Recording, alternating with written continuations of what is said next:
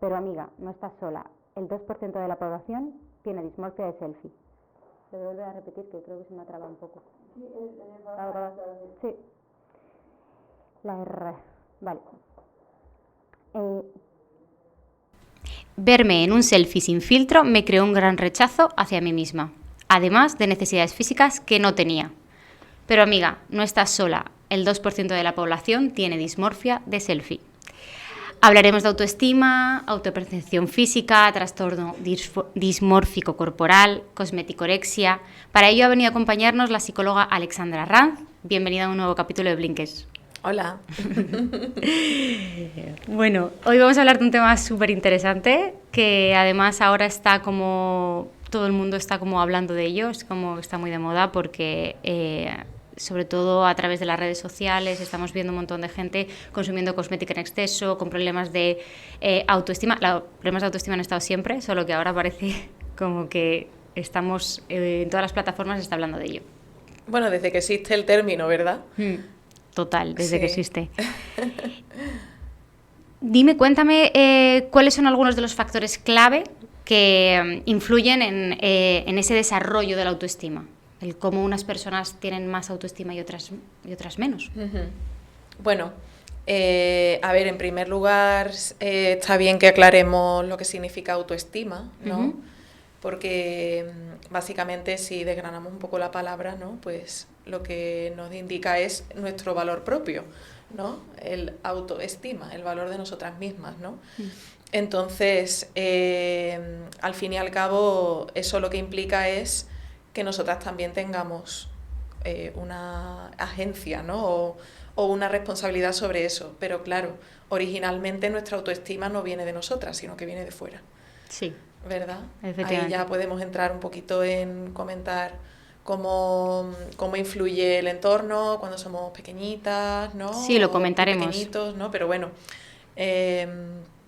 entre otras cosas, la autoestima al final tiene varios componentes, ¿no? Que es importante diferenciarlos de cara a poder conocer cómo poder cuidarnos en ella, ¿no? Total. Y al final pues también son diferentes componentes que conllevan que se genere o que se favorezca esa autoestima o que el nivel de autoestima pues disminuya, ¿no? Entonces podemos identificar, habrá diferentes modelos, pero creo que la mayoría de autores o de personas que estudian este tema están de acuerdo en que hay 4, ¿no? Está el autoconcepto, ¿sí? Por una parte, que es lo que pensamos sobre nosotras, es un poco nuestra narrativa, ¿no?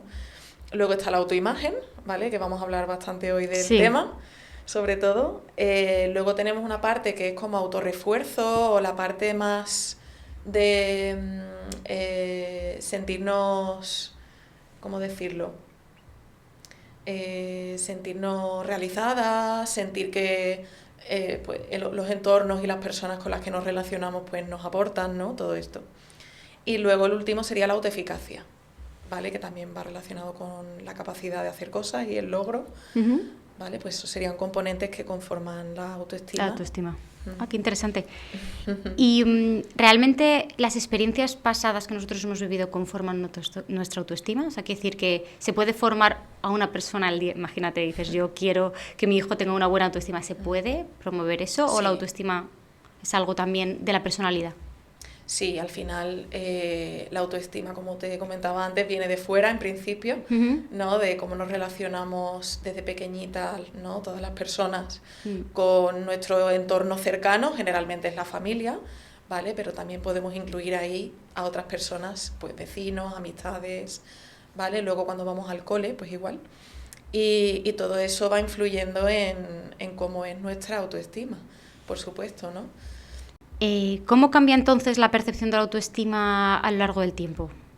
Vale, pues en un inicio se suele decir que tenemos una autoestima bastante alta, ¿vale? Porque generalmente la mayoría de personas nos desarrollamos en un contexto familiar pues que nos quiere, que nos respeta, ¿no? Esto ocurre en la mayoría de casos, ¿no? Entonces nuestra autoestima cuando somos niñas pequeñas o niños pequeños es muy alta.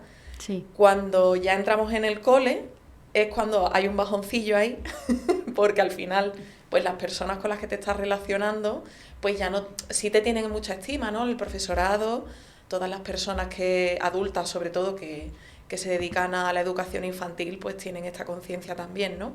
Pero al final pues tienen que repartir su atención entre otros niños y niñas. Pero claro, es curioso, estaba yo pensando ahora cómo mi hijo y mi sobrino siempre tienen esa cosa de no, yo he ganado y yo soy el mejor y tal. Lo que tú dices es verdad, que cuando somos pequeños tenemos una autoestima muy alta y pensamos que todo lo estamos haciendo fenomenal. Claro, y siempre lo hacemos muy bien, ¿no? Porque al final pues es muy adaptativo esto, ¿no? El pensar, o sea, a partir de una base de que yo lo hago bien, ¿no? Esto es en realidad bastante adaptativo para cualquier Claro, pequeño. Y en la medida que entramos en el colegio empezamos a generar más comparación con otros niños. Te relacionas más con otros niños y niñas, ¿no? Y con otros peques que pues, no tienen por qué tener la misma opinión que tus cuidadores de ti, ¿no? Y al final también hay un poco de competitividad y un poco de... Claro.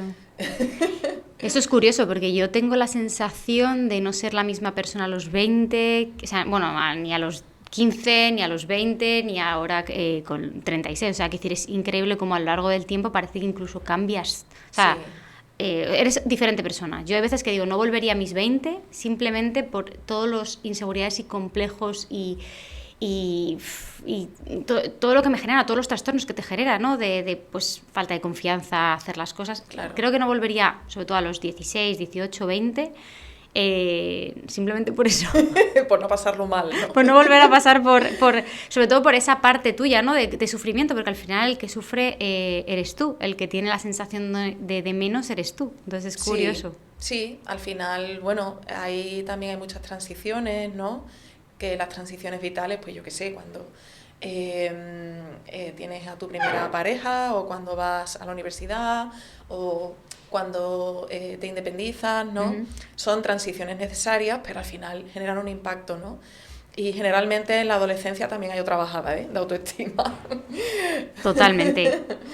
¿Y cómo se relaciona esta autoestima con las relaciones interpersonales entre las personas? O sea, es decir, ¿cómo se relaciona una persona con baja autoestima y una persona con alta autoestima? ¿Hay diferencia en el cómo se comporta, cómo se relaciona? Sí. Al final es una cuestión también de seguridad en ti misma, ¿no? Y cómo te presentas ante los demás va a ser diferente en función del nivel de autoestima que tú tengas, del nivel de valor propio que tú identifiques para ti, ¿no? Al final esa autoestima va a ser una cuestión que influye de manera bidireccional con las relaciones. O sea, no es que yo tenga una autoestima estática y desde ahí yo me relaciono, sino que la autoestima y las relaciones interpersonales pues van a nutrirse o retroalimentarse, ¿no? Si yo tengo una baja autoestima me va a ser más difícil relacionarme con los demás y eso me puede generar más baja autoestima, que sería un círculo vicioso, sí. O puede darse un círculo virtuoso también, que es si yo tengo alta autoestima, me relaciono con personas que también me nutren esa autoestima, ¿no? Totalmente. Yo creo que al final el círculo de amigos que se crea o las relaciones que se crean también son un poco en función de la polaridad que te ofrece la otra persona. Eso es una cosa curiosa. Cuando tú tienes baja autoestima, generalmente los amigos que buscas son, o por lo menos a mí me ha pasado a lo largo de los años, es como gente que realmente no te haga sentir incómodo en esa área, ¿vale? Entonces, no sé, como que de repente te buscas... Yo es verdad que en ese sentido, a lo largo de los años me he sentido como... Hay gente con la que te sientes muy, muy cómoda, que la conoces y dices, tú, ostras, esta persona es que encaja conmigo increíblemente, y gente con la que de repente la conoces y dices, esta no es para mí. Esta persona no es para mí, ¿no? Y entonces yo creo que también influye un poco el cómo te hace sentir, ¿no? La manera en la que tú te sientes cómoda o si te hace sentir de menos. La típica amiga que te hace sentir de menos y dices, joder, ¿por qué soy amiga suya? Si cada vez que hablo con ella me siento de menos. Claro, al final cuando hay una baja autoestima, ¿no? Cuando tienes una baja autoestima, vas a tender a buscar ese valor fuera. Entonces pasa una cosa paradójica, que lo buscas fuera, pero al mismo tiempo, como tú no crees que eres valiosa, pues inconscientemente te vas a tender a relacionar con personas que tampoco te valoran. Claro. ¿Vale? Entonces ahí pues necesitamos también desarrollar esa autoestima propia, ¿no? Para poder ajustar las relaciones que yo establezco con el valor que yo tengo, ¿no? Esa era la pregunta que tenía también apuntada sobre... al final esa autoestima te afecta a las relaciones, sobre todo de pareja, Sí. que las amistades también, o sea, que también Sí, puedes tener una amistad muy tóxica o una relación de pareja muy tóxica. Es curioso como para algunas personas, que además esto, si la gente sigue a Marian Rojas Tapelo, habla mucho, ¿no? De cómo para unas personas eres vitamina o eres energía, ¿no? Y como para otras personas eres capaz de anularle sin Sí. intención, o sea que no es una mala intención, simplemente que anulas a unos y como revivas o tal a otras personas. Y entre las relaciones de pareja entiendo que funcionará igual.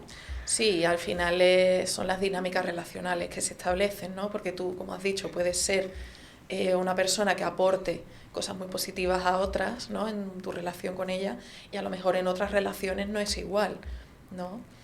Entonces, en ese caso, pues necesitamos también ser conscientes, ¿no? De nosotras mismas en esas relaciones en cuanto a qué autoestima tenemos y también lo que estamos aportando ahí, ¿no? Una persona con baja autoestima, ¿qué comportamiento suele tener en una relación de pareja? Es decir, ¿hay algún patrón? Pues puede haber diferentes perfiles, por decirlo así, ¿no? Si identificamos dos básicos que un poco polarizados también, pues habrá una persona más sumisa o más insegura, que, bueno, la inseguridad estaría un poco de base, ¿no? Pero que se mostraría quizá con más tendencia a ceder, con más tendencia a pedir perdón o, ¿no? A encogerse, por decirlo así. Y puede darse también el efecto contrario, que por esa inseguridad o por esa baja autoestima, pues la persona pues se muestre más dominante o más agresiva, ¿vale? Entonces podemos irnos en función de cada persona a un polo o a otro. Yo es verdad que en la relación de pareja que llevo muchísimos años con mi pareja he ido como, yo creo que como que vas cambiando, porque no eres la misma persona cuando conoces a una persona de joven, si sobre todo tienes una relación que empezó desde jovencito y lleva muchos años, es como que al final vas como cambiando, vas como pasando un poco etapas y tú según vas evolucionando como que te vas enfrentando a esa relación de manera diferente, ¿no? Claro. Yo me acuerdo que una vez me contaron una historia que se me acaba de ocurrir ahora, que en todas las relaciones siempre hay uno que es el jamón y otro que es el huevo. Una chorrada tremenda, pero me hizo mucha gracia. A mí se me quedó, básicamente, el huevo, para ser huevo no ha tenido que matar a nadie ni morir, simplemente es un huevo, ha nacido como... Y el jamón ha tenido que morir para ser jamón, se ha sacrificado más. Y yo me acuerdo que tenía una amiga que siempre me decía, ¿pero tú qué eres, el jamón o el huevo de relación? Siempre tienes que ser algo. Entonces era como, claro, fíjate, ¿no? como siempre eres... Si eres el huevo es como que, bueno, pues el típico más dominante de la relación, que no pasa nada si la relación se acaba, como que todo es más, ¿no? Esta persona más chill, más desenfadada, que no tiene tanta... Y luego el jamón sería la persona que se ha sacrificado para esa relación, ¿no? Que es como... yo lo doy todo, yo pongo toda la brasa en el asador y es como que... me centro en esa relación y lucho por esa relación. Entonces yo me acuerdo que mi amiga me dijo, ¿qué eres tú? ¿No? De la relación tienes que pensarlo, ¿eres el jamón o eres el huevo? Es una chorrada increíble, pero al final también yo creo que es una polaridad, entra mucho esa parte de autoestima y de bueno, pues ese cómo tú luchas por la relación, pero también cómo te representas en la relación, ¿no? Claro. Las inseguridades que tienes respecto a que continúe o no. Claro, ahí lo ideal es que ni uno sea el jamón ni el otro el huevo, ¿no? Que al final ambos hagan una especie de sacrificio a la relación, pero no por el hecho de sacrificarse, sino porque al final estáis obteniendo algo que es más beneficioso para las dos partes, ¿no? De la relación de pareja, ¿no? Que el que haya unos roles muy separados, ¿no? Que también al final tendemos a narrarlo así, ¿no? Como que los roles son muy categoriales, sí. ¿no? Y quizá necesitamos que haya un poquito más de... Un poco que en cada parte de la pareja haya un poco de todo, vamos a decirlo así, ¿no? Yo también creo que esos roles se producen, yo también lo creo, o sea, si lo llames jamón, lo llames huevo, lo llames de la manera que quieras, se producen y sí que creo que a lo largo de los años van cambiando. O sea, unas temporadas puede ser más el jamón, otras temporadas puede ser más el huevo, ¿no? Es como que vas... cambiando a lo largo de los años y como que tu posición o la posición de tu pareja va cambiando un poco según también según cambies tú. Y en función de lo que estemos hablando del área, ¿no? También puede ser, ¿no? En una misma etapa, pues en unas áreas una parte puede ser más el jamón, ¿no? O la parte sacrificadora, ¿no? Sí. Y la otra, pues la parte que obtiene un poco más, o que le resulta más fácil, ¿no? Sí. Más bien, ¿no? Es como que es más fácil para esa parte, ¿no? Sí, Totalmente. Sí. Además, yo recuerdo que una de las cosas que me cambió mucho el chip es cuando de repente estuve viviendo fuera una temporada. Yo nunca me había separado de mi pareja, hablando de este tema de parejas, tanto tiempo, y cuando estuve viviendo fuera en el extranjero estuve mucho tiempo separada, pues mucho tiempo, 2, 3 meses, una cosa así, ¿no? Entonces ahí de repente como que me sentí súper independiente, resolví por mí mismas situaciones bastante difíciles, súmale el idioma, súmale trámites burocráticos, súmale tal. Entonces al final cuando yo volví yo tenía la sensación de no ser la misma persona, y cómo me enfrentaba a la relación era de una manera un poco más sana. O sea, a mí de alguna manera como la distancia me ayudó mucho a que mi relación se equilibrase. Sí, porque al final cuando establecemos cierta distancia en algún momento también nos reconectamos con nosotras, ¿no? Que también es una manera de incrementar nuestra autoestima. Totalmente, a mí me empoderó, o sea, fue una manera de decir, ostras, es que yo por mí misma puedo hacer un montón de cosas, que no es que no lo creyera antes, sino que de alguna manera como que me demostró a mí misma que la vida sigue, o sea, como que rompe un poco en ocasiones esas relaciones de dependencia que se generan cuando llevas muchos años con la misma persona. Claro, claro. Sí, y al final cuando te enfrentas a cosas nuevas, ¿no?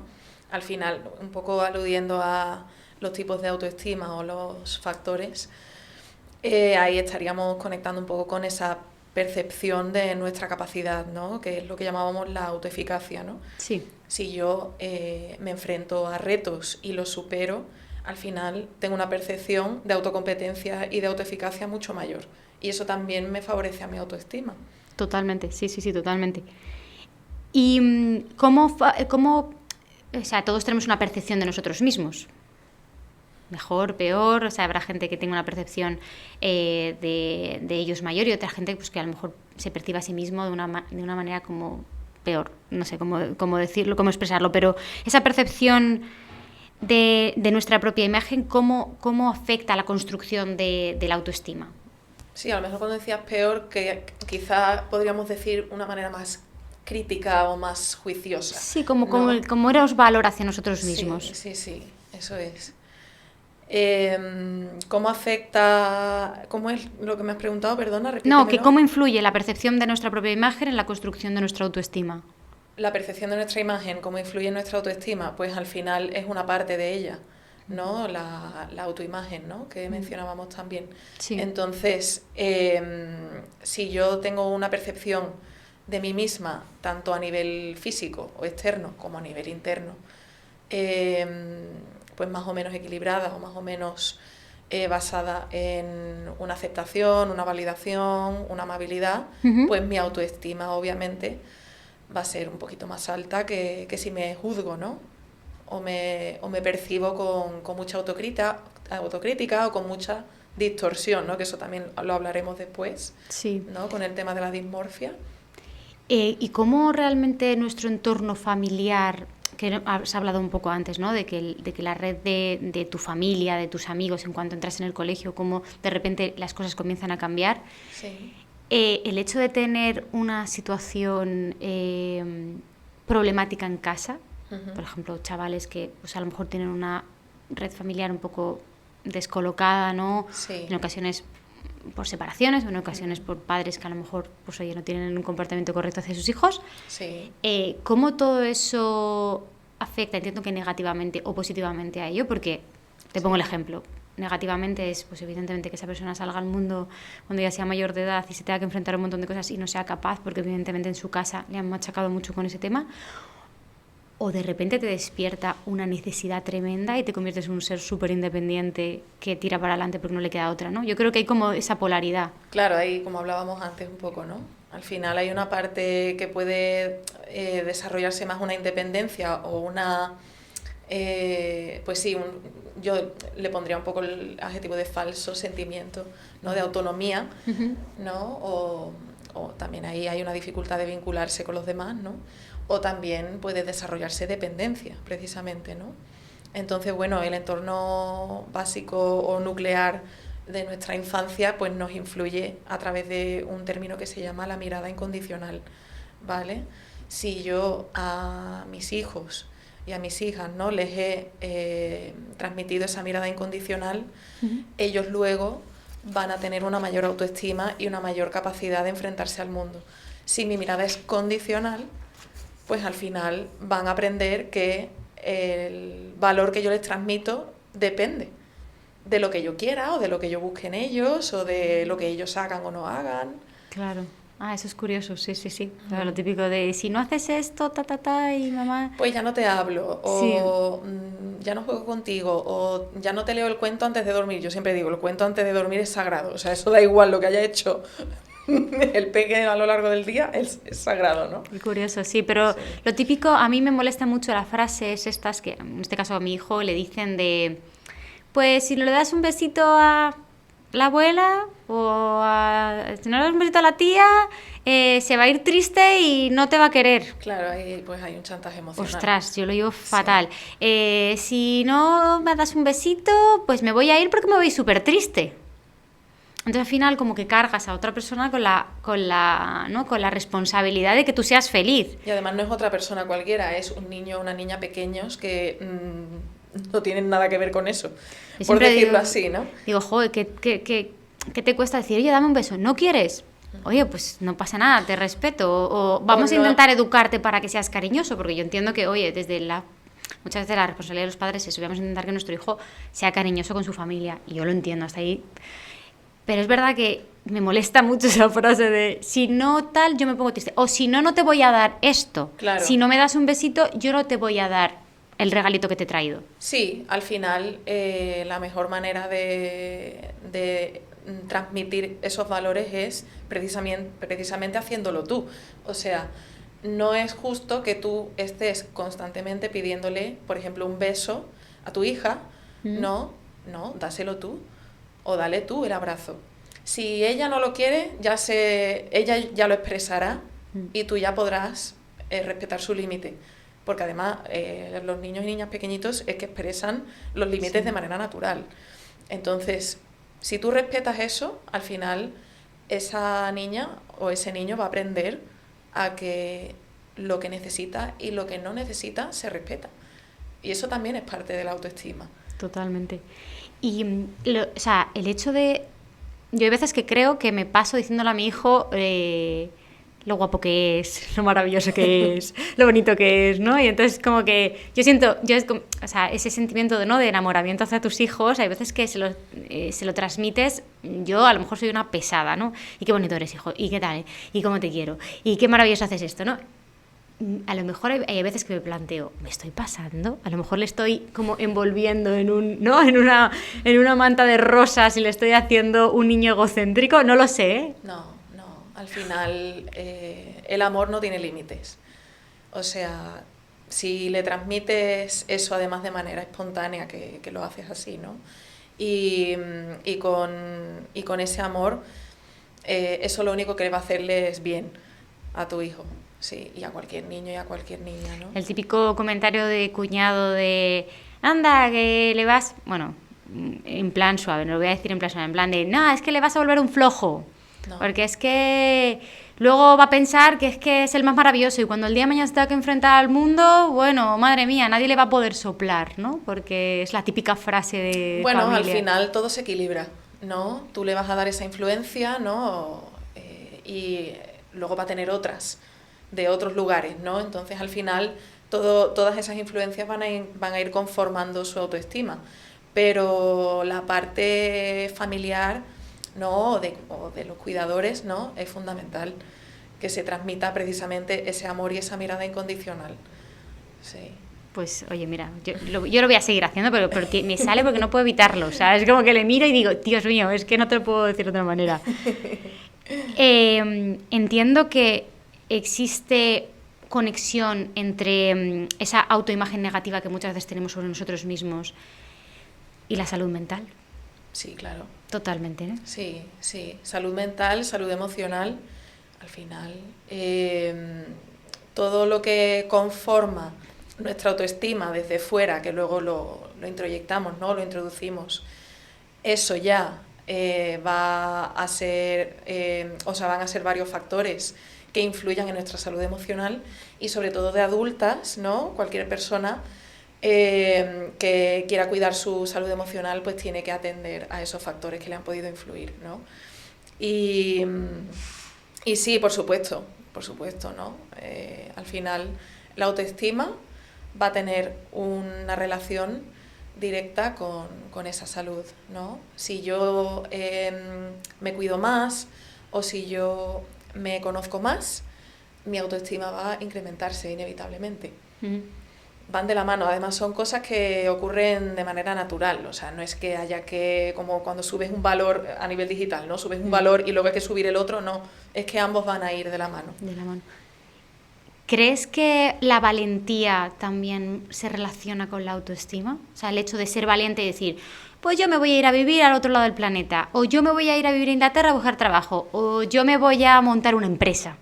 O sea, porque al final eso también requiere mucha valentía, mucho amor propio, porque dices, ostras, yo puedo. O sea, tiene cierta relación, ¿no? Claro, yo más que valentía lo identificaría como seguridad.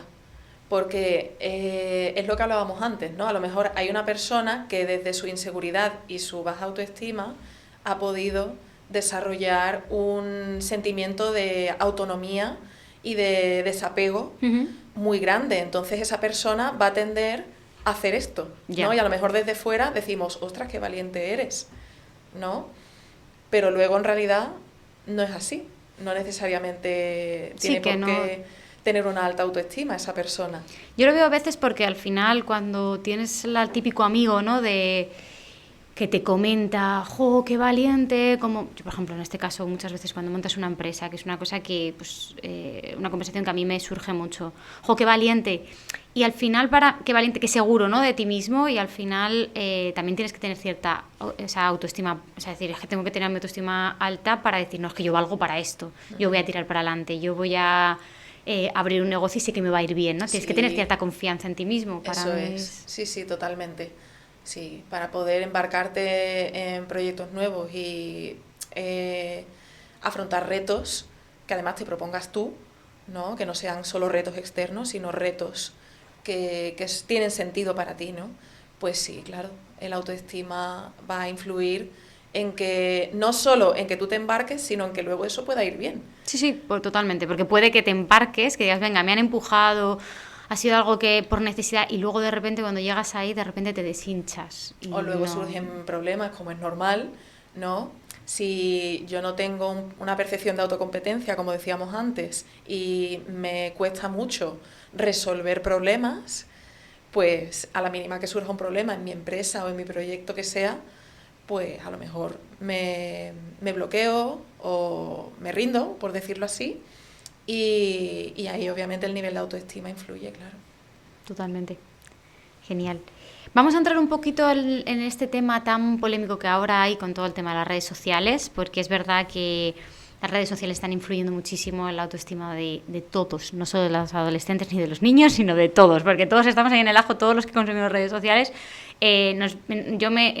Ahora mismo lo comparo un poco como cuando tú vas al colegio y de repente te empiezas a comparar con otros niños, ¿no? Pues de repente ahora tienes millones de usuarios de diferentes países, diferentes culturas para compararte. Entonces esa comparación permanente en cada segundo, en cada vídeo en el que te pones a vídeo que ves, básicamente, claro, es una manera en ocasiones a mí me produce como en plan de Dios, tengo que dejar esto. Me produce como ese sentimiento, ¿no? De corta ya las redes, porque en ocasiones son muy positivas porque me generan mucha influencia positiva o ideas nuevas y en ocasiones es negativa. Entonces, ¿cómo influye las redes sociales en esta percepción de la autoimagen, ¿no?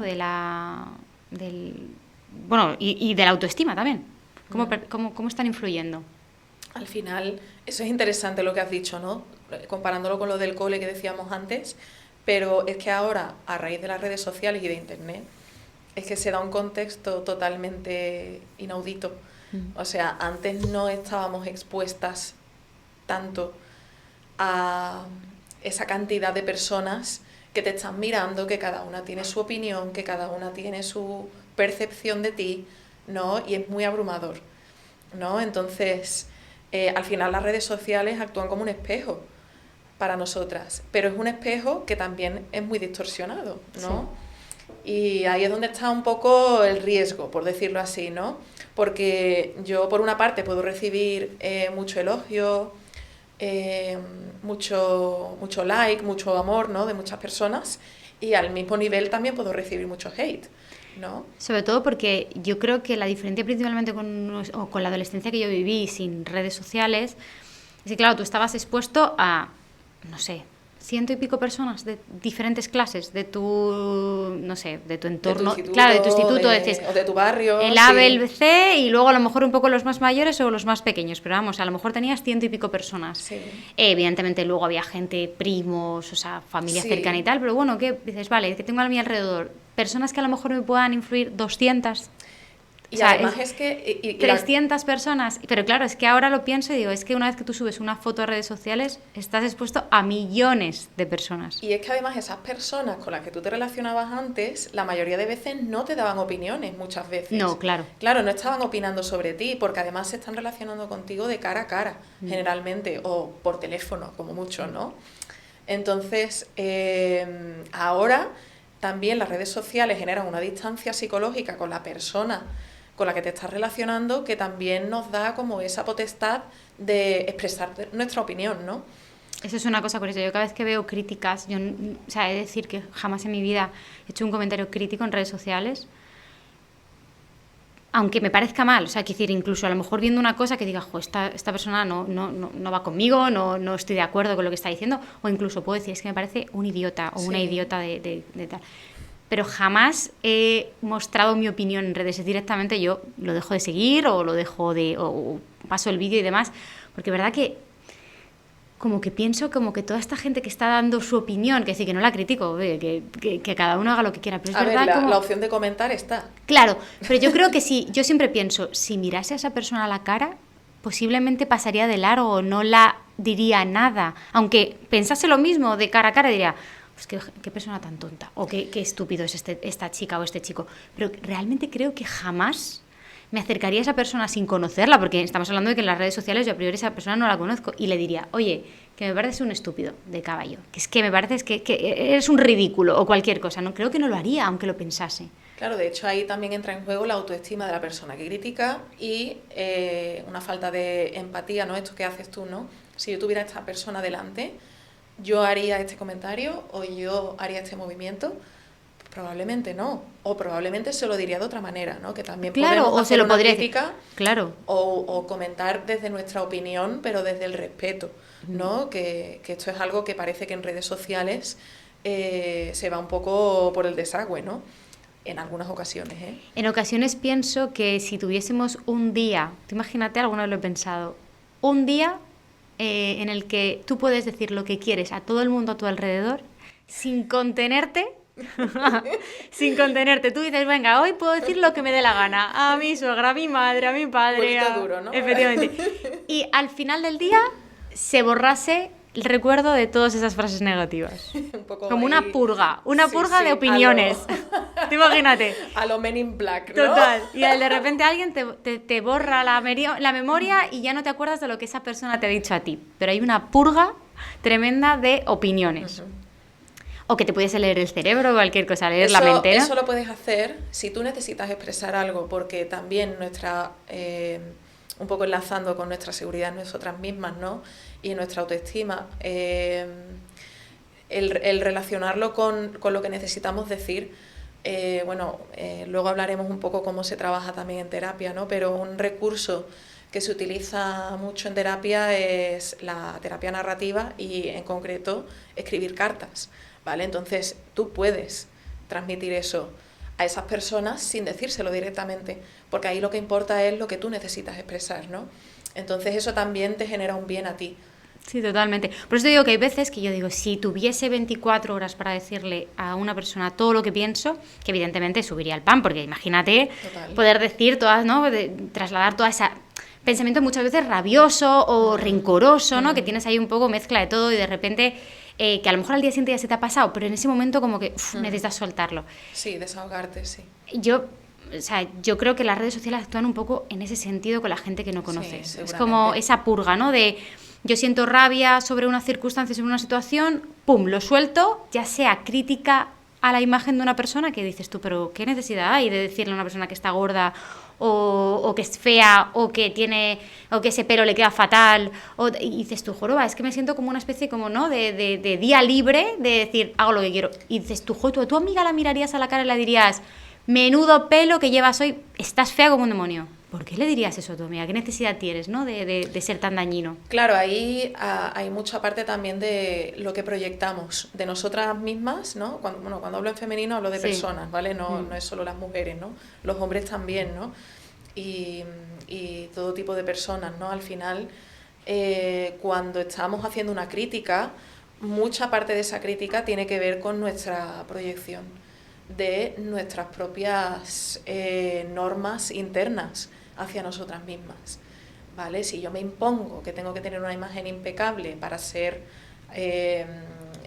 valiosa para los demás o pertenecer, al final también voy a tender a esa exigencia que yo me pongo tan alta, también voy a tender a buscarla en los demás, ¿no? Entonces, de alguna forma voy a tener esa crítica hacia afuera, quizá más presente. Sí, que a lo mejor dices, no hablo yo directamente, sino hablo mi inseguridad, mi rigidez, o mi perfeccionismo, mi autoexigencia, ¿no? Entonces, bueno, creo que en redes sociales hay también gran parte de eso, ¿no?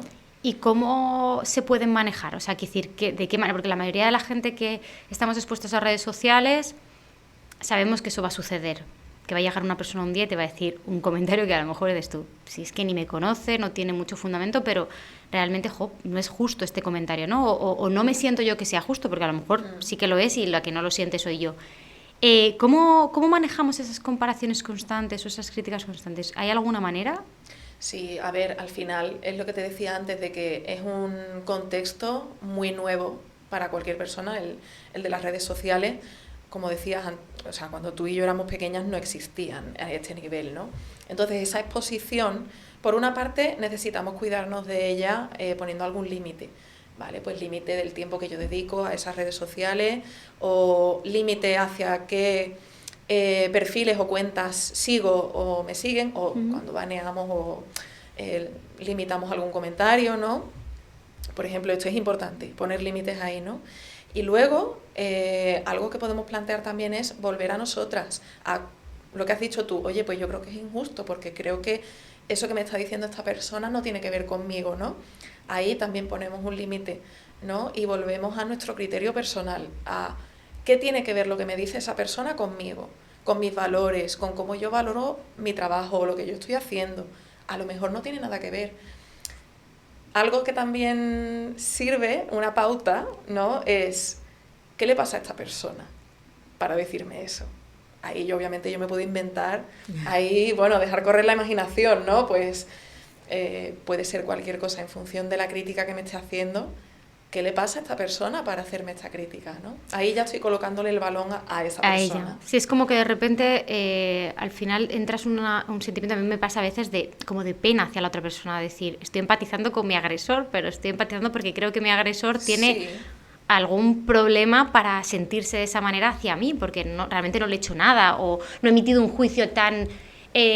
muchas veces no he hecho un comentario tan hiriente como para que esa persona se sienta tan sensible hacia ello. Entonces al final dices, es que a lo mejor esa persona realmente, si me lo encontrase en la calle, me dijese ese comentario, a lo mejor en vez de sentirme herida o irritada o rabiosa por ese comentario, a lo mejor le miraría a la cara y le diría, oye, ¿tienes algún problema para hacer esto? ¿no? ¿Qué te pasa? ¿Quieres que te ayude? Al final me convierto yo en el cuidador de mi agresor, claro, pero en realidad... Tampoco necesitamos por qué llegar a eso, ¿no? Porque al final cada persona tiene que hacerse cargo de sus acciones. Esa persona te está criticando, al fin y al cabo, ¿no? Pero sí, esa parte de un poco salirnos de lo que es la interacción y decir, a ver, ¿qué pasa aquí, no? Obviamente también tenemos que atender al daño que nos haya podido hacer ese comentario. No podemos negar que nos ha hecho daño, ¿vale? Entonces, oye, esto no tiene que ver conmigo y voy a ver cómo me ha dañado esto y cómo lo puedo cuidar. Yo he visto que diferentes creadores de contenido tienen diferentes maneras de gestionarlos. Hay algunos que directamente no contestan a nada, están mutis en todo lo que son comentarios.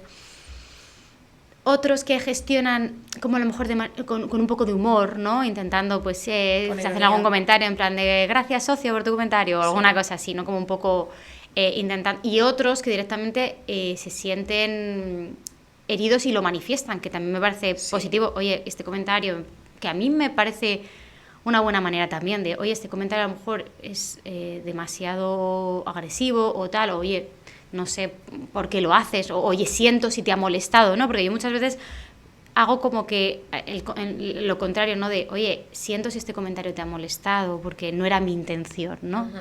Y de alguna manera como que yo creo que también rebajas a esa persona un poco, ¿no? El nivel de agresividad hacia ti. Exacto. Sí. Porque es como, oye, lo siento, es decir, que no creo que haya hecho nada malo, pero si te ha ofendido por algún motivo, lo siento. No puedes hacer eso con cada hate, obviamente, pero... Claro, yo creo que eso en función de cada persona. Esto es igual que en las relaciones interpersonales en persona, por decirlo así, no a través de la red, ¿no? Tú tienes que responder a eso de la manera que sientas mejor para ti, ¿no? Es verdad que igual que hay distancia psicológica por parte de la persona que te está criticando, también tú tienes una distancia psicológica con esa persona y también te puedes proteger ahí, por ejemplo, no contestándole, ¿vale? De cara a cara es un poco más complejo eso, pero al final es las fórmulas que te funcionen a ti, ¿no? Sí que es verdad que tender a entrar un poco o a criticar a la otra persona, a agredir a la otra persona, ¿no? A la otra persona, y al final conlleva entrar en ese juego, por decirlo así, ¿no? Pero oye, que a veces nos sale y... Sí, que y te apetece también, defenderte y, claro, es válido también. Claro, también tenemos esa parte adaptativa, ¿no? Que es el enfado y nos lleva a poner esos límites de manera más activa, ¿no? Al final, la autoestima, hemos dicho que se conforma por diversas cosas, como has dicho al principio. ¿Cómo realmente todos estos medios de comunicación, que ya para mí también son las redes sociales, porque ahora lees muchas veces las noticias, yo personalmente no veo la tele pública jamás, entonces todo lo que me impacta, noticias y demás, es a través de redes sociales o a través de yo que hago la acción de meterme en un periódico, leer noticias y demás? Al final, ¿cómo todos estos medios de comunicación están formando también nuestra autoestima? Porque a lo largo de los años va cambiando la manera, la percepción en la que una chica o un hombre es guapo o guapa, se viste bien o no. Entonces, ¿influye, impacta muchísimo? Sí, porque, bueno, sobre todo los medios de comunicación, como la sociedad en sí está muy sesgada, ¿no? Aquí no podemos olvidar los roles de género y la diferencia de género, ¿no? A las mujeres históricamente, ¿no? Y desde que hay medios de comunicación de masas, ¿no? Se nos ha, de alguna forma, potenciado la parte más estética, la parte más de belleza física, ¿no? De tú tienes que cumplir estos cánones, tienes que cumplir estos criterios, ¿no? Tu posición es un poco secundaria, ¿no? Mientras que a los hombres sí se les ha favorecido más, pues a lo mejor la percepción de logro, la capacidad comunicativa, por ejemplo, ¿no? Ahora eso, obviamente, poquito a poco va cambiando, ¿no? Y está bien que esos roles se vayan diluyendo un poco, pero los medios de comunicación han favorecido que la autoestima de muchas personas, pues, pueda disminuir, ¿no? En ese sentido. También a raíz de la comparación, de los roles o de los modelos, ¿no? De los modelos de rol que vemos en la tele, en la radio, ¿no? Antiguamente, ahora a través de redes sociales. Como hemos pasado de los 90 a 2000 de estar tremendamente delgadas las modelos y que eran nuestro modelo, ¿no? Como las modelos eran nuestro modelo. ¿Cómo ha pasado ahora de repente a ser más voluptuosas, más tipo Kim Kardashian, ¿no? Es como, no tenían voz tampoco antes. Totalmente. ¿No? Eran sus agentes los que hablaban por ellas, o ellas tenían una narrativa muy estandarizada, ¿no? Muy neutra. Sí, sí, no te impliques, no... Sí, ahora sonríe, ¿no? Y ya está, ¿no? Totalmente. Y ahora de repente te encuentras con esas... tipo Miley Cyrus, gente como que no solo evidentemente crea con su físico, crea o sea, como un rol o una forma de expresarse con su físico, claro, una forma de expresión, pero también aparte con sus personalidades, ¿no? Entonces es verdad que yo creo que ha ido como cambiando, ¿no? La manera y la percepción en la que una mujer es guapa, atractiva y válida. Sí, ahora es más global. Ahora no es solo la parte física, sino que va todo junto, ¿no? Qué es lo que tienes dentro y qué es lo que tienes fuera, ¿no? Y ahora hay mucha más diversidad en lo que vemos y eso es fundamental en términos de nuestra seguridad y en los modelos a los que nosotras tendemos también. Totalmente. Vamos a hablar un poco de la dismorfia. Vale. Que es un término que yo, la verdad, que antes de este podcast... Una palabra horrible, en verdad, ¿eh? Sí, es horrible, sí. Yo además antes de este podcast, realmente antes de investigar un poco y hacer el guión y demás, no, la verdad que nunca había ni utilizado. Vale, sé que existía, obviamente no me sonaba, pero es verdad que no era una palabra que realmente le había dado yo mucho significado. Y es verdad que es tremendo la cantidad de gente afectada. Y yo me he sentido afectada. O sea, yo realmente he pensado, ostras, yo también he tenido esto, ¿no? Todas las personas tenemos cierto nivel de dismorfia, porque al final la percepción que tenemos de nosotras mismas está filtrada por muchos factores. Entonces es normal. O sea, la dismorfia es una palabra muy fea, pero al final no deja de expresar una distorsión, ¿no? Es una distorsión de la forma. O sea, la palabra dismorfia implica una distorsión de la forma, pero no se utiliza como distorsión de la forma como tal, sino de la distorsión de la percepción de la forma.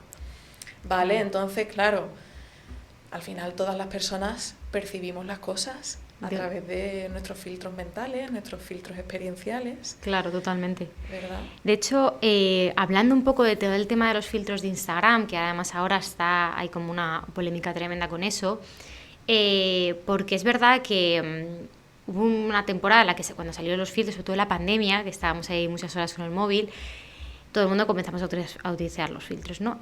Yo me he dado cuenta con esos filtros que me generaban una percepción de mí misma que yo no tenía, o una necesidad de cambio de mi forma, de mi fisonomía, que yo en realidad nunca me había planteado.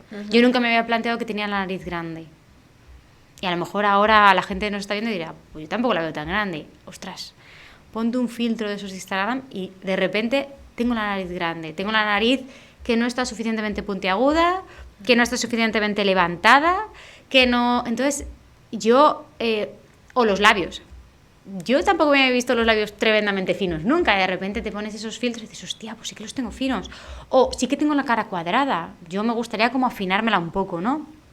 O no lo sé, o de repente la piel. Yo siempre he tenido muchas imperfecciones, porque tengo mucha hiperpigmentación, tengo pecas, y cuando de repente me pongo esos filtros, me veo sin pecas y digo, ¿quién es esta señora o esta mujer que hay en la cámara? No me reconozco, no soy yo. Entonces, me parecen tremendamente tóxicos. Es una cosa que ya hace muchísimo tiempo que no utilizo, que hay algunos que son graciosos y los que son graciosos al igual, fenomenal. Pero los que realmente te hacen ese cambio, y de hecho hay uno de ellos que se llama el filtro Bold Glamour de TikTok, que tiene 16 millones de visitas. Es increíble. Básicamente en este filtro todos acabamos siendo la misma persona, que es Kylie Jenner. O sea, está hecho... su cara, o sea, yo cuando hay gente que dice que parece más tipo, me dice, yo parezco un hombre, yo parezco no sé qué, bueno, en fin, evidentemente se va adaptando a la fisonomía de la persona, pero es tremendo porque además pasas la mano y no se va, o sea, se queda, tú te tapas un ojo y se queda, es como, realmente da como cierto miedo. Da un poco de cringe, ¿no? Da un poco de grimilla, ¿no? Claro, al final hemos pasado en lugar de yo tengo mi imagen de mí misma y exploro eso como, pues a lo mejor, ¿no? Estos filtros, ¿no? Pues como un medio de creatividad o de diversión o de una cosa puntual, por decirlo así, ¿no? Ah, pues mira, qué pinta tengo pues sin pecas o qué pinta tengo con los labios más gordos, ¿no?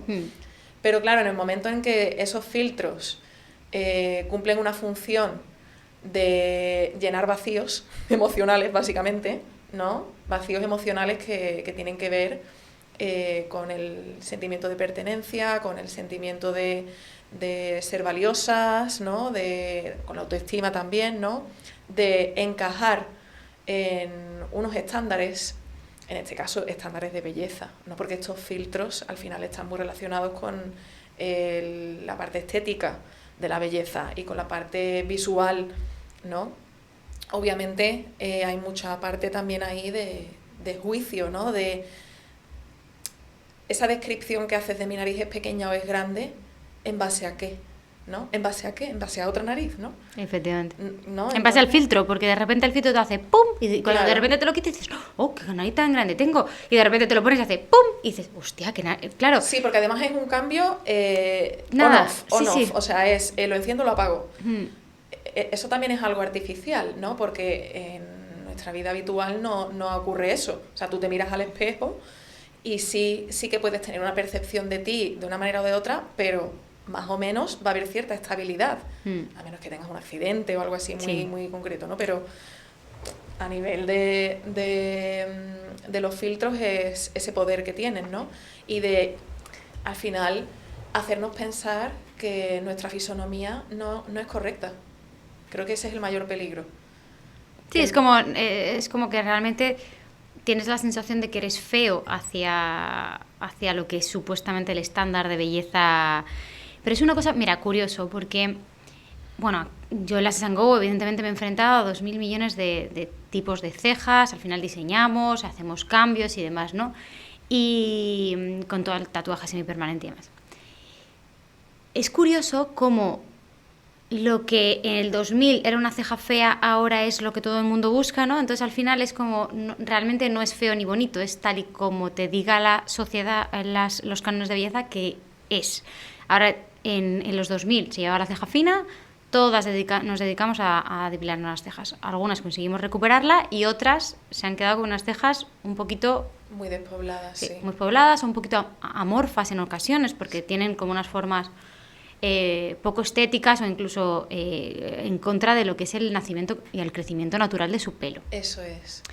Y yo siempre digo lo mismo, que al final tienes que hacerte una ceja o tienes que tatuarte una ceja en función de tu fisonomía y no de lo que los estándares lo marquen en ese momento. Pero sé que volverá la ceja fina, por desgracia para las que tenemos igual una que ceja. han vuelto los pantalones de campana, igual que, o sea, Efectivamente. el talle bajo, está volviendo todo lo que tú y yo llevábamos en ese momento. Totalmente. Por eso digo que yo creo que volverá también la ceja fina y volverán aquellos complejos de es que mi ceja es muy ancha. El otro día hablaba con una señora en un centro y estaba allí y de repente la señora entró a hacerse el hilo. Una señora pues, de alrededor de 50 y tantos, a lo mejor rozaba los 60. A esa señora le tocaba tener una ceja súper fina, pues lo que decíamos, un poco descompensada. Le tocaba por la edad que tiene. Yo cuando la vi la ceja... Por sus estándares de belleza de la época que le tocó vivir. Claro. Que al final también creo que eso también como que permanece luego en la persona, ¿no? Pero claro, la señora tiene una ceja gruesa. Y yo la vi y la dije, pero qué ceja tan bonita.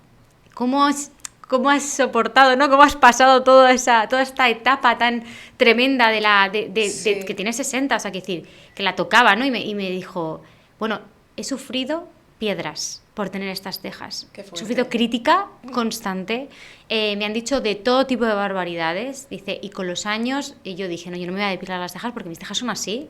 Queda como amorfo que me haga unas cejas finas porque mi cara como que cambia.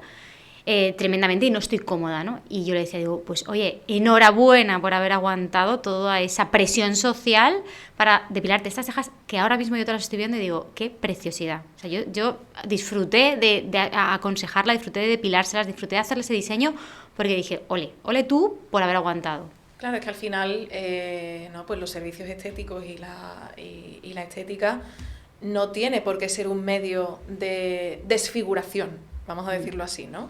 O sea, tú tienes unas características, ¿no? En cuanto a la cara, pues tú tienes una fisonomía que tiene también cierta coherencia, ¿vale? Tiene también cierta unidad, vamos a decirlo así, ¿vale? Hablo muy en general, porque obviamente hay una diversidad muy grande en cuanto a la fisonomía, ¿no? Y yo creo que la particularidad también es bonita, o sea, que decir, el que sea sí. solo tuya la cara y que no sea la de Kylie Jenner es bonita. Mira, yo una de las cosas que a mí me gusta mucho David Bowie, ¿vale? A mí una de las cosas que más me chocó fue cuando se cambió los dientes. O sea, él tenía una dentadura muy suya y luego lo ves ahí con todas las carillas, con los ¿no? dientes que son las que tiene la mayoría de personas de su círculo, ¿no? me dio mucha pena, pero bueno. No, lo que te iba a comentar con este tema es al final cómo se tiende también a colocar todo el peso en la persona individual, ¿no? Esta mujer que vino a tu centro tuvo que hacer esa lucha sola, por decirlo así, ¿no? Aquí hay una responsabilidad social que tenemos que asumir. O sea, sí, yo me hago cargo de mí misma, pero la presión social a la que yo estoy expuesta no es culpa mía, ¿no? Como individuo me refiero. Sí, totalmente. ¿Vale? Obviamente yo también puedo contribuir a esa presión social hacia mí y hacia otras personas. También tengo que tener esa conciencia, ¿no? Porque al final hay muchas personas que están luchando día a día contra sí mismas. Luchar contra tus cejas es luchar contra ti misma y contra tus pestañas. Uh-huh. Que tú quieres, de alguna manera, modular eso o quieres mejorarlo de alguna forma, vale, pero que no sea desde un plano, como te decía antes, de vacío emocional y de tener que entrar en unos cánones en los que a lo mejor yo no entro. Bueno, a lo mejor no, seguro que no entro.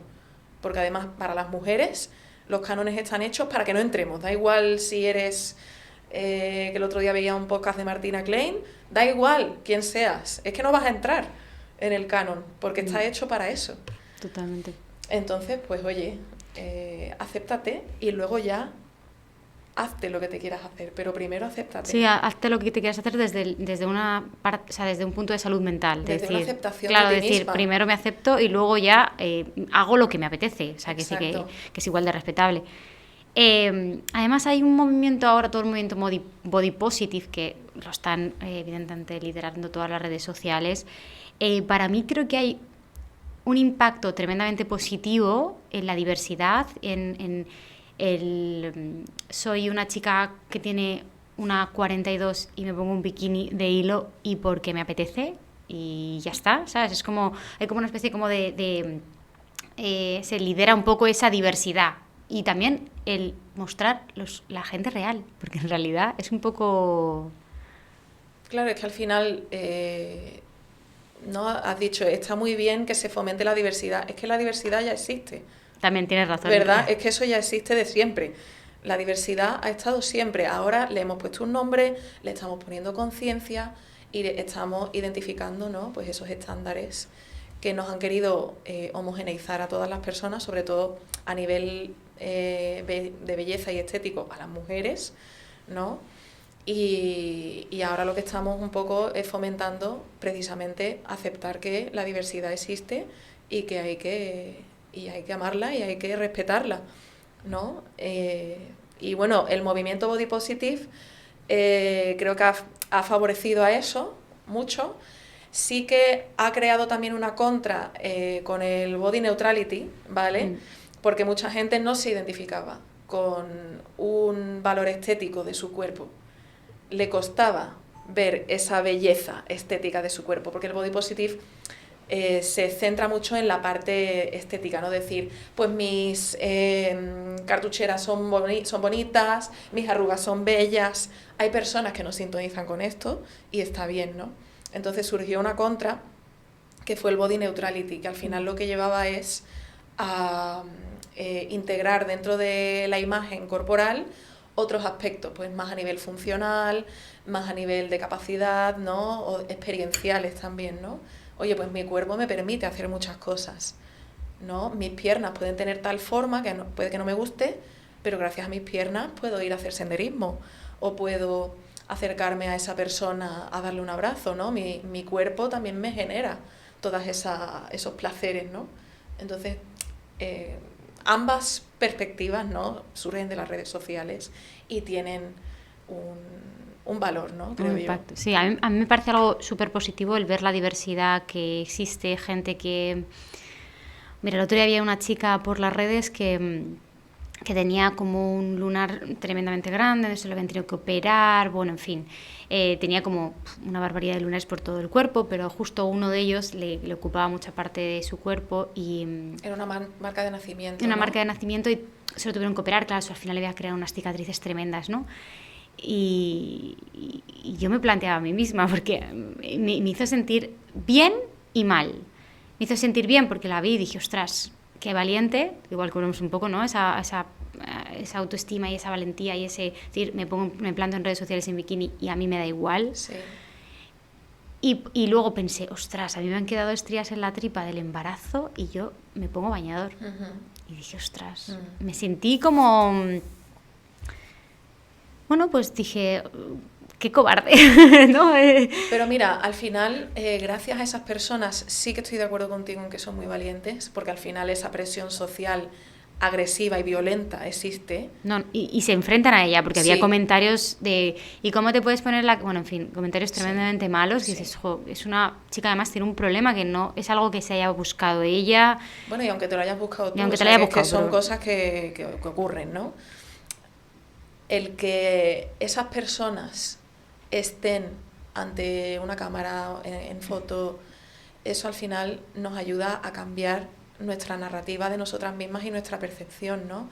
Oye, si esta persona se está mostrando tal como es, de manera natural, ante una cámara, y yo lo estoy pudiendo ver, yo también puedo hacerlo, yo también puedo aceptarme, ¿no? Entonces eso es muy beneficioso para todas las personas, sobre todo las mujeres, los hombres también, ¿no? Pero las mujeres, que podamos validar nuestro cuerpo, tal como sea. Yo ahora tengo una exposición a cuerpos que no son normativos, que no están pasados por Photoshop. Ahora tengo esa exposición a cuerpos normales, vamos a decirlo así. Dentro de la normalidad, la diversidad, ¿verdad? Pues como el de esta chica, por ejemplo, ¿no? Que tiene su cicatriz o que tiene su mancha, lo que sea, ¿no? Yo ahora estoy viendo eso y digo, mira, y ella está ahí tan pancha, ¿no? Tan normal, ¿no? Sí, de hecho hay perfiles totalmente tan normal y tan feliz, porque que seguro que tendrá sus momentos de bajón, porque las redes Claro. sociales solo muestran aquello que tú quieres mostrar, pero también sigo solo perfiles de mujeres que han tenido varios hijos y que tienen el cuerpo pues con estrías, con más chichita por un lado, menos chichita por un lado, y realmente sus perfiles únicamente están centrados en mostrar su cuerpo. Es increíble, Sí. pero son simplemente para mostrar al resto de mujeres que, oye, yo también Y que el cuerpo es así. que el cuerpo es así. Es que el Que cuerpo que, es así. que has parido y se te han quedado estrías. Exacto. Pues sí, que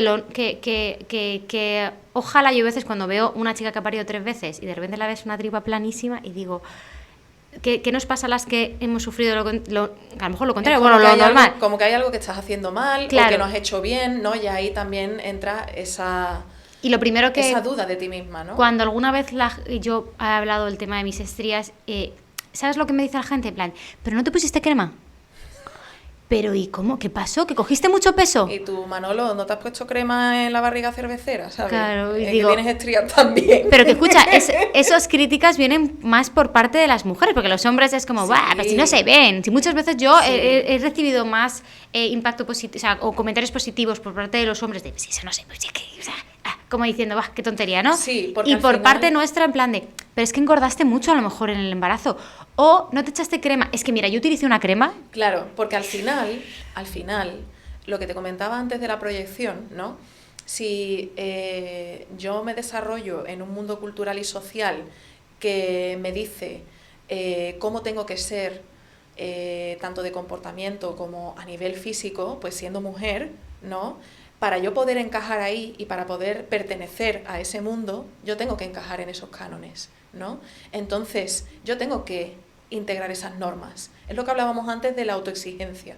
Si yo me autoexijo para entrar en esos cánones, luego te lo voy a exigir a ti, ¿vale? Al final es una trampa. Sí, es una sí. trampa porque esos cánones no los hemos establecido nosotras.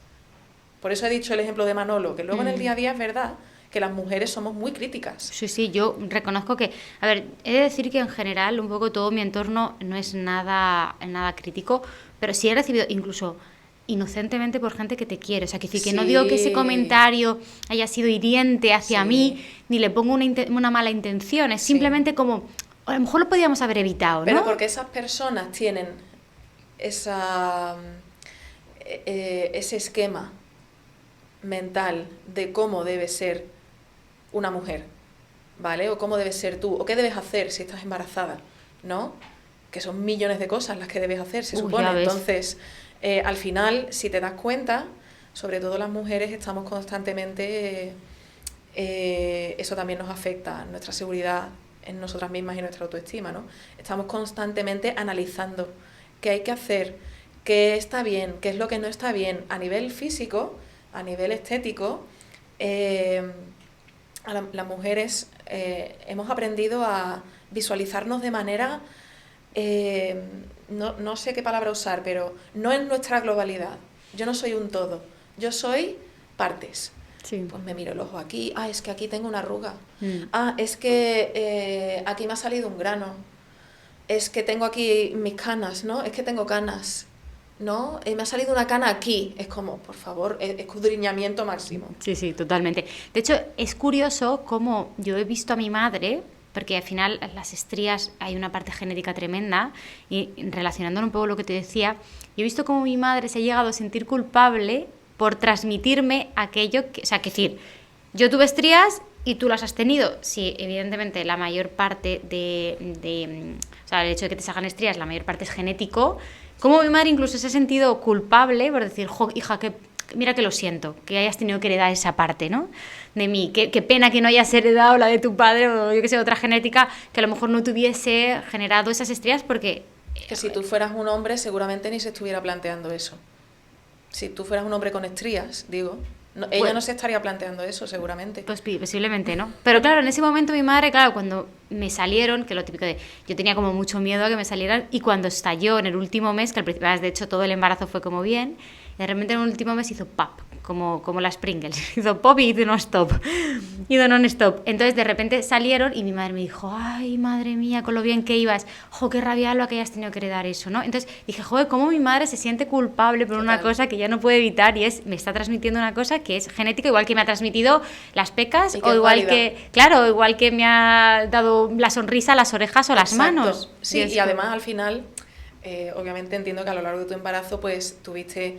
te focalizaste en muchas cosas, ¿no? Pero al final como que en lugar de focalizarme en que mi embarazo va bien porque yo me encuentro bien y mi bebé también, ahora mi embarazo va mal porque tengo estrías. No, es que tú sabes, ¿verdad? Yo lloraba cuando de repente eso estalló y yo tenía toda la tripa rosa y todo el mundo me decía, no te preocupes, que luego no va a ser para tanto. Me intentaban calmar porque yo ahí dije, ostras...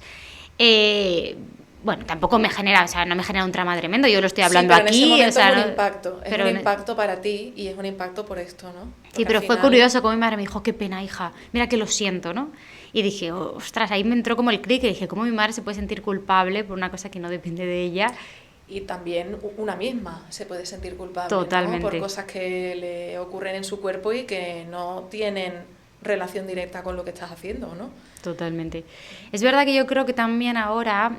Hablando un poco del tema de los filtros de Instagram, esta dismorfia que se ha creado, dismorfia del selfie, que se llama, que es lo típico de que ¿no te ha pasado alguna vez de que tú estás con el móvil en casa, en el sofá y tal y cual, y de repente estás ahí tumbada en el sofá tal tranquilamente y se te abre la cámara? La cámara delantera. La cámara delantera y se te pone una cara espantosa que dices tú, Dios mío, esa no soy yo, te la quitas rápido, en plan de no me quiero ni ver. Es curioso como también, yo creo que también las redes sociales han creado una contrapartida a toda esta parte de utilizar en exceso filtros o ya no solo filtros que te maquillan, sino simplemente algunos filtros que simplemente te creen un poquito como de sensación de suavidad en la cámara y demás, ¿no? Que al final es lo que hace el maquillaje, pero no nos engañemos, o sea, yo voy maquillada hoy y también es un filtro que me estoy poniendo, podría venir con la cara lavada, o sea, no voy a ir ahora de no utilizo filtros, en realidad los utilizo un maquillaje que es una manera de filtrarme de lo que, pues me tapo un grano, una mancha que me ha salido o me pongo pestañas para yo sentirme más guapa, o sea, que decir, pero sí que es verdad que he entrado como un movimiento de ahora de no filtros, de vamos a no utilizarlos para dar realmente nuestra cara en este caso a través de las redes sociales o el no make-up o el clean make-up o o sea, es como que de repente ha entrado como en el movimiento contrario, ¿no? Claro, tiene sentido, ¿no? Al final, si hay un movimiento que llega también a un extremo, generalmente va a haber una contra, por decirlo así, ¿no? Los contrastes, ¿no?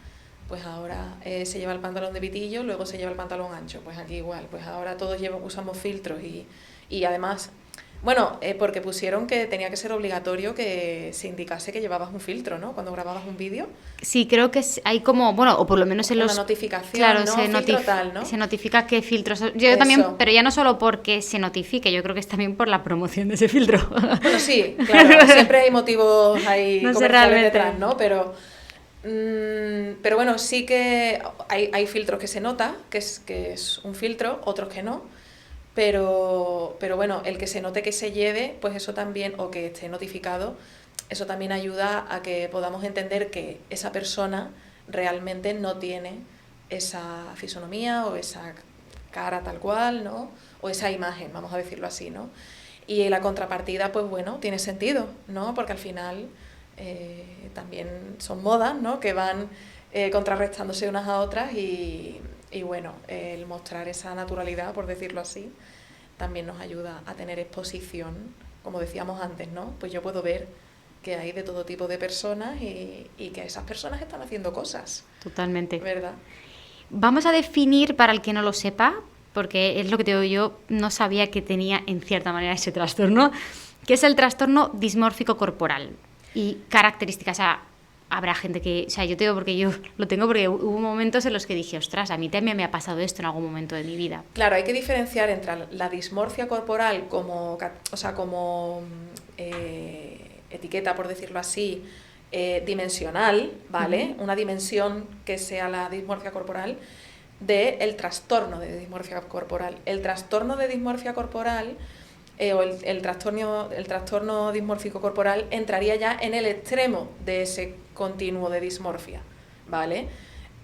Al final, cuando hablamos de un trastorno, ya implica un nivel de malestar, de intensidad, de gravedad para la persona, de afectación en su vida que conlleva pues, necesitar algún tipo de apoyo, de ayuda o de atención, ¿no? La dismorfia como tal, como decíamos, pues la tenemos todos en cierta medida, ¿no? Pero el trastorno al final conlleva una distorsión de esa imagen corporal en un nivel en el que nos hace mucho daño. ¿Te afecta psicológicamente? Sí, te afecta emocionalmente, psicológicamente, generalmente se extiende en el tiempo, ¿no? Porque tú en un momento dado puedes percibir una parte de tu cuerpo que pues no te gusta o que te genera un poco de foco, ¿no? Pero sin más, ¿no? No es un malestar diario que te haga retraerte de la sociedad o que te genere ideación suicida incluso, ¿vale? O sea que llegamos a un punto ya de extremo. peligro para la persona, ¿no? Entonces, características de este trastorno, pues eso, pues que haya una obsesividad, unos pensamientos obsesivos muy frecuentes, hay una preocupación excesiva también con respecto al cuerpo, ¿no? Hay una focalización, ¿no? Luego también se generan síntomas de ansiedad, ¿no? La baja autoestima también, como hablábamos antes. Hay una mayor tendencia a buscar ese tipo de tratamientos, ¿no? Estéticos, médico-estéticos, ¿no? Con un nivel de frecuencia o insistencia que puede ser dañino para la persona, ¿no? Entonces, ahí estamos hablando ya de otra cuestión.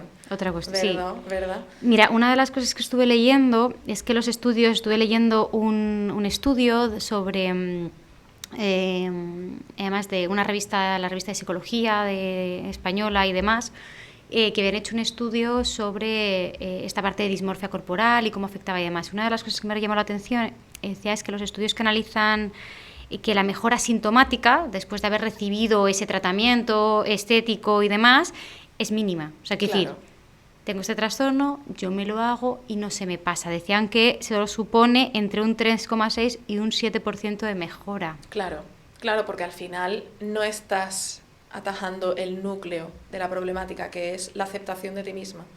Si tú estás abordando ese tipo de tratamientos estéticos desde una no aceptación de ti, al final nunca va a ser suficiente, ¿no? Tú te vas a hacer un tratamiento a corto plazo, puede que sí, que te genere alivio y que te genere seguridad y que te encuentres muy bien, pero ese efecto no se va a mantener a largo plazo. ¿Entrarás en otro foco? O sea, me refiero, Seguramente, es como, seguramente, si el problema eran los pechos, imagínate, Sí. es que soy plana, tengo muchísimo complejo con el tema del pecho, que eso, yo tengo una amiga que le pasó, ¿no? Tenía muchísimo complejo, estaba muy obsesionada, finalmente se operó los pechos ese tipo de gente, no tengo que sea el caso de mi amiga, pero ese tipo de gente que tiene esos trastornos, entiendo que de repente entrará los labios y de repente entrará la nariz. A eso me refería con que el trastorno ya es, dentro de que es un extremo del continuo, ya es otra, por decirlo así, categoría, en el sentido de que ya genera eso, un nivel de obsesividad muy grande, ¿no? O sea, si yo ya me he operado esto y yo sigo sintiendo que no entro en el canon, ¿no? Pues al final voy a acabar focalizándome en otra cosa, ¿no? Esto obviamente es muy general, habrá personas, como a lo mejor el caso de tu amiga, en la que se hace su operación y luego está feliz y ya está, ¿no? Pero entonces ahí podemos decir que ella no tiene un trastorno como tal, porque al final se ha disipado o ella ya se encuentra mejor, vamos a decirlo así. Por eso también es importante aclarar que no es un problema de que exista la medicina estética. La medicina estética hace muy bien a mucha gente, ¿vale? Y no porque haya medicina estética existe el trastorno dismórfico corporal, ¿vale? Es todo la función que cumpla, es la función que cumpla. Si cumple una función de transformarme a un punto en el que nunca va a ser suficiente, pues ahí es donde hay un problema. Hay un problema, total. Eso es. Y además, me acuerdo cuando era joven, yo nunca me he hecho ninguna operación estética, pero me acuerdo cuando era joven me afectaba, cuando era joven y no tan joven, porque realmente me afectaba muchísimo el tener acné. Ahora tengo un poco menos, porque ya soy más mayor, pero yo siempre he tenido muchísimo acné, porque además es herencia de mi padre, sin embargo mi padre nunca se ha sentido culpable por ello. ¿Ves? Ahí hay una diferencia de género también. Pero mi padre tenía mucho acné, es una cosa que yo heredé desde súper jovencita, no con el nivel que él lo tenía, pero sí que lo tuve. Tuve que tomar Rakuten y demás. Pero a mí, yo he cancelado planes, o sea, yo puedo decir que he cancelado planes porque me ha salido un grano. Me parece tremendamente grave y realmente a las personas a las que le cancelaba el plan, posiblemente, nunca les dije que era por eso. Algunos seguramente que lo acabarían igual, ¿no? Sí, seguramente es como, pero no puedes, y por tal, no puedo, tal, o sea, y lo he cancelado, planes que digo, es que me he quedado en mi casa, o he dejado de ver a mi pareja, o he dejado de hacer cosas por un grano, y a lo mejor para otras personas es una locura, pero en ese momento yo me sentía completamente hundida, que ese grano yo a lo mejor lo veía amplificado. Que diría, el resto de la gente posiblemente no se fijase en él, pero para mí era tremendamente grave el hecho de pensar...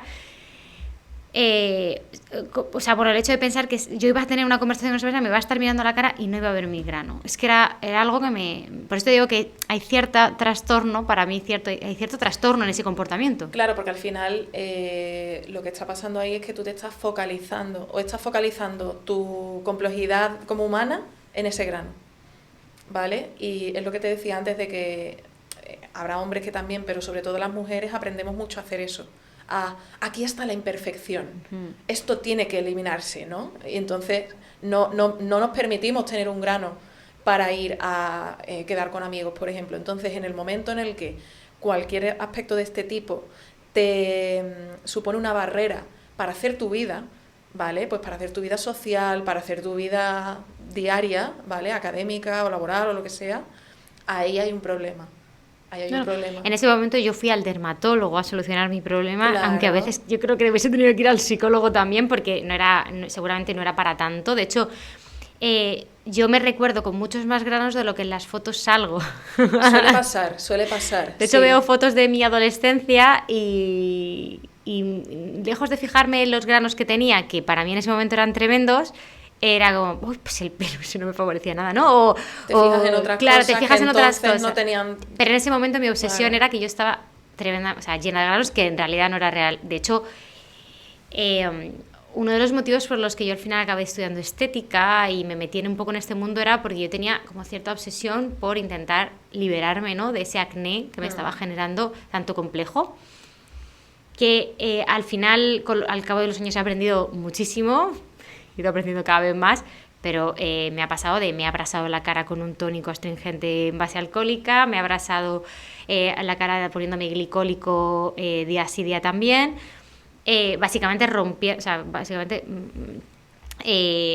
rompiéndome la barrera cutánea y eliminando toda la microbiota que hacía que mi piel realmente estuviese sana, ¿no? Claro, Esa obsesión. Al final ahí también obviamente había mucho más desconocimiento Sí, entonces, ¿no? totalmente. Pero ahí también, por centrarte en un objetivo estético, estás descuidando precisamente lo que tu piel necesita o la parte de cuidado personal. Que tú lo identificas como cuidado personal. Sí, me estoy cuidando la piel porque tengo granos, pero al final es lo que dices tú, estoy usando productos que igual no me hacen bien. No, me ¿verdad? estaban reventando la Eso cara es. totalmente. Ya con los años, evidentemente, he ido aprendiendo, también he leído un montón, o sea, que sí que he creado una profesión de un problema, fíjate, ¿eh? Es curioso, pero al final, con el tiempo me he dado cuenta de que he creado una profesión de un problema que yo tenía, que para mí realmente creo que era un trastorno. Y te digo... Bienvenida al mundo de la psicología también. Sí, no, también. Es verdad, podía haber sido psicóloga o podía haber sido...